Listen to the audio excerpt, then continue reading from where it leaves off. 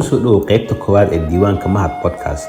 Diiwaanka Mahad waa podcast aan kaga sheekeeyo kuna soo koobo qoraaladeyda. Waxaan diiradda ku saaraa waayo-aragnimadeyda nolosha iyo magaalooyinka aan u safro, kuwaasoo aan inta badan kaga faalloodo blogayga. Qaybtan koowaad waxaan uga hadlayaa blog aan daabacay bishii September ee 2024 waan uga hadlay casharada uu na barayo waqtiga. Aalada TikTok ayaan mararka qaar isticmaalaa. Waxaa jira muuqaallo badan oo aqoon kororsi ah iyo kuwo kale oo madadaalo ah oo aan ka daawado aaladan.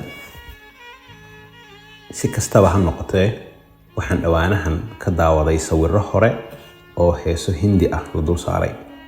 Qaar ka mid ah sawirradan ayaa ah sawirro dhowr qof ama goob ku taalla Muqdisho oo la qaaday sanado ka hor. Qoraalka kooban ee ku qoran sawirrada dushooda ayaa daawadayaasha weydiinaya inay magacaabaan qofka ama dhowrka qof ee sawirka ka muuqda ama goobta sawirka haddii ay asal ahaan ka soo jeedaan xaafadan, tusaale ahaan Bulxube. Markii aan dhowr post oo noocan ah daawaday, waxaan bilaabay inaan dib u milicsado nolosha iyo sida duruufahayga ay si tartiib ah isu bedeleen sanadihii la soo dhaafay. Waxaan bilaabay inaan ka fikiro waayihii wacnaa ee aan ku soo koray degmada Buliburti, waqtigii aan waxbarashada u joogay Beledweyne. Kubadda cagta waan ciyaari jiray, iyo sida howlmaalmeedkayga isu bedelay waqtigii ka dambeeyay. Wax badan ayaa isbedelay aniga oo aan dareemin. Waxaan ku noolaa degmada Buliburti 18 sano ee noloshayda ugu horreysay ilaa 2006 oo aan safar waxbarasho uga tagay magaalada. Sanadihii aan ku noolaa Buliburti waxaan lahaa jadwal nololeed ee aan maanta jeclaysto. Waxaan waqtigayga uga faa'iidaysan jiray waxbarasho, ciyaar kubadda cagta, iyo inaan waqti la qaato qoyska iyo asxaabta. Buliburti ma aha magaalo weyn, waqti badan igama bixi jirin gaarista goobaha aan u baahanahay inaan tago, maadaama dhammaan iskuulka, masaajidka, garoonka kubadda cagta iyo ganacsiga hooyo ay isu dhawaayeen oo aan lug ku tagi jiray. Gaadiid dadweyne lamaba aqoon. Xilligii ugu wanaagsanaa ee inta badan maskaxdayda ku soo dhaca waa intii u dhaxaysay 2005 iyo 2006. Subaxii baran jiray naxwaha Carabiga. Waxaan ka dhigan jiray masjidka Macalin Cabdiraxmaan, Allah u naxariistee. Waxaan kadib aadi jiray dugsiga dhexe abbaar 8 subaxnimo. Waxaan ka dhagaysan jiray axaadiis salaada duhur kadib masaajidka weyn. BBC Soomaali ayaan dhagaysan jiray 2 duhurnimo, anigoo agteyda dhigan jiray buug iyo qalin oo aan ku qori jiray magacyada dalalka iyo magaalooyinka caasimadda u ah. Waxaan ka caawin jiray sidoo kale hooyo in bacdaha la soo xareeyo 4 galabnimo. Kadib kubadda cagta ayaan soo ciyaari jiray. Inta u dhaxaysa maqribka iyo cishahana kutub sarfi ah ayaan baran jiray. 8 fiidnimo cilmiga kombiyuutarka ayaan sidoo kale dhigan jiray. Wuxuu ahaa jadwal mashquul badan, balse aan aad ugu faraxsanaa. Kubadda cagta waan ciyaarayay, waxaan baranayay cilmi kala duwan, waxaan sidoo kale caawinayay ganacsiga hooyo. Jadwalkaas waa isbedelay markii aan u wareegay Beledweyne bartamihii 2006, markaasoo aan bilaabay dugsiga sare ee Sheekh Maxamed Macalin. Beledweyne markii aan tagay aad baan u yareeyay ciyaarista kubadda cagta. Jadwalkayga wuxuu inta badan ahaa inaan iskuulka aado galinka hore, duhurkiina aan saxaafad barto, galabkiina aan asxaabta la sheekaysto. Waxaan sidoo kale jiray bilooyin aan galabkii luqadda Ingiriiska ka dhigan jiray iskuulka Universal. Markii aan imid Muqdisho bishii August ee 2009, jadwalkaygii mar kale ayuu isbedelay. Waxaan noqday qof aan bulshada ku badnayn.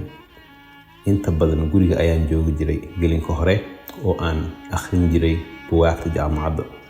Gelinka dambena jaamacadda ayaan dhigan jiray.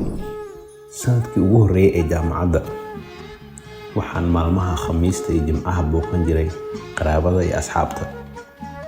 Balse sanadihii dambe waxaan bilaabay diblooma Ingiriis ah oo sanad soconaysay, oo aan kadib ku xijiyay diblooma kale oo qaanuun ah oo iyadana sanad soconaysay labadaba waxaan dhiganayay maalmaha Khamiista iyo Jimcaha.